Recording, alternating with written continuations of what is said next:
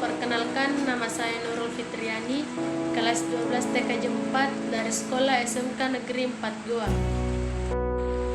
Baiklah, saya akan menjelaskan mengenai perakitan produk yang telah saya buat. Kemudian, saya akan memperkenalkan nama produk, metode produk, bagaimana tahap desainnya, dan perencanaan produknya. Kemudian saya akan memperlihatkan desain produk yang telah saya buat, lalu tahapan utama pada produk saya, dan yang terakhir launching pada produk saya. Perakitan adalah proses penyusunan atau penyatuan beberapa bagian komponen yang menjadi suatu alat atau mesin yang mempunyai fungsi tertentu. Manfaat dalam metode perakitan ialah bekerja tidak perlu mengangkat beban berat, tidak ada posisi membungkuk yang menyebabkan kelelahan fisik, tidak memerlukan latihan khusus dalam penggunaan assembly line. Pekerjaan jadi sangat mudah dan dapat dikerjakan oleh semua orang. Tahapan dalam desain manufaktur yang pertama, mengurangi biaya komponen, mengurangi biaya perakitan, dan mengurangi gaya pendukung produk, dan mempertimbangkan akibat keputusan-keputusan dari DPM terhadap faktor lain. Metode perakitan yang dapat ditukar pada bagian ini, bagian-bagian yang dirakit dapat menukarkan satu sama lain. Jenis perakitan secara umum, yang pertama perakitan secara manual, kedua perakitan secara otomatis. Jenis perakitan menurut jenis produk, yang pertama adalah perakitan produk tunggal, yang kedua perakitan produk seri. Dan nama produk yang saya buat ialah tote bag. Metode produk dalam membuat tas modern ini menggunakan metode kualitatif. Metode ini digunakan dengan kondisi optik alamiah, bukan eksperimental, yang diartikan sebagai analisis data atau informasi yang aslinya bersifat deskriptif. Pada proses pengembangan produk tas ini disusun dari gabungan antara ilustrasi dan produk tas yang digunakan secara mendadak, serta sistem penggunaan yang sangat praktis. Tas modern diferensi ini mampu menyimpan peralatan-peralatan seperti peralatan sekolah, kuliah, dan lain-lainnya. Di zaman yang modern ini dan dunia fashion yang sudah banyak berubah, ikut mempengaruhi fasilitas tas yang saya buat ini. Kemudian, perencanaan dan perakitan produk. Dalam perencanaan produk tas ini, saya akan melakukan strategi pemasaran. Kemudian, membuat analisa pada pesaing, lalu saya akan melakukan pengembangan karena akan mempengaruhi perencanaan pembiayaan, usaha, dan terakhir, saya akan merencanakan operasional dan manajemen untuk menjelaskan bagaimana usaha ini berjalan ke depannya. Pada perakitan produk ini sama seperti membuat tas pada umumnya, akan tetapi desain dan fungsi tas ini sangat beda jauh pada tas umumnya. Karena pembuatan tas ini sangat dibutuhkan ketelitian dalam membuatnya. Karena desainnya terbilang cukup rumit. Produk yang akan saya buat ini bisa menjamin rencana penjualan dan rencana produksi, konsisten terhadap perencanaan strategis perusahaan, kemudian menjamin kemampuan produksi konsisten terhadap perencanaan produksi, memonitor hasil produksi, dan membuat penyesuaian mengatur persediaan produk tas jadi untuk mencapai target produksi dan rencana strategis. Kemudian saya juga akan mengarahkan susunan dan pelaksanaan jadwal produksi.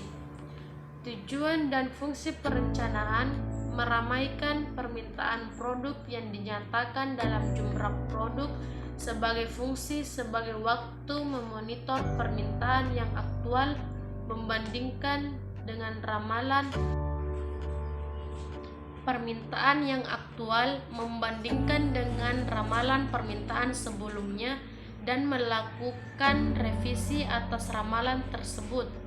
Jika terjadi pertimbangan menciptakan ukuran pemasaran barang yang ekonomis atas bahan baku yang dibeli, menetapkan sistem persediaan dan ekonomis, menetapkan kebutuhan produksi dan tingkat persediaan pada saat tertentu.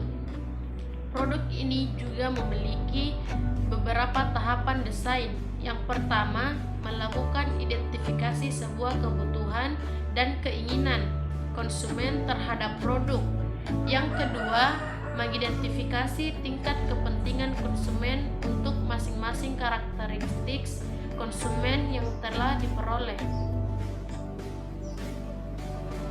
Yang ketiga, menerjemahkan seluruh kebutuhan dan keinginan konsumen. Keempat, menentukan hubungan yang terjadi antara masing-masing karakteristik konsumen dan karakteristik desain. Dan yang terakhir, menentukan target perusahaan terhadap masing-masing karakteristik desain yang ada.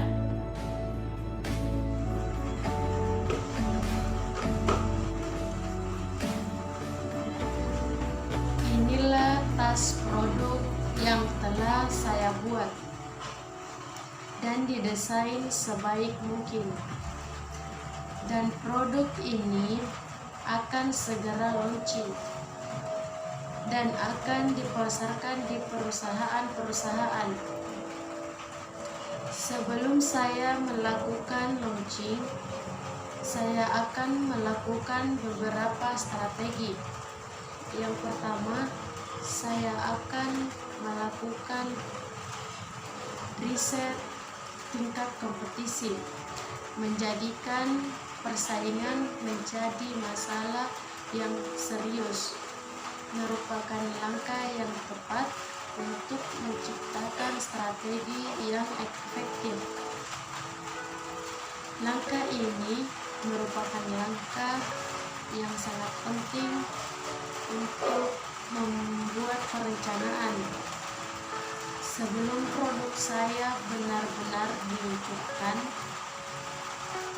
Saya juga dapat mencari tahu bagaimana cara melakukan marketing, melakukan review material yang mereka gunakan seperti media sosial, website, brosur, maupun iklan-iklan lainnya.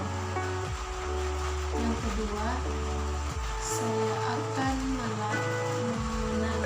menargetkan pelanggan yang ideal.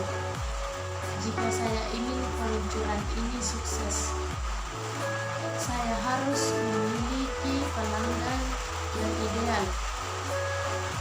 Saya akan memulai mencari pelanggan tersebut dan saya akan memberikan kesempatan bagi mereka untuk mencoba produk saya. Dengan langkah ini, saya bisa membuktikan produk saya akan terus berjalan ke depannya. Ketiga, saya akan memberikan keunikan pada produk ini karena jika tidak ada tingkat keunikan pada produk, maka tidak akan bisa menarik pelanggan yang baru.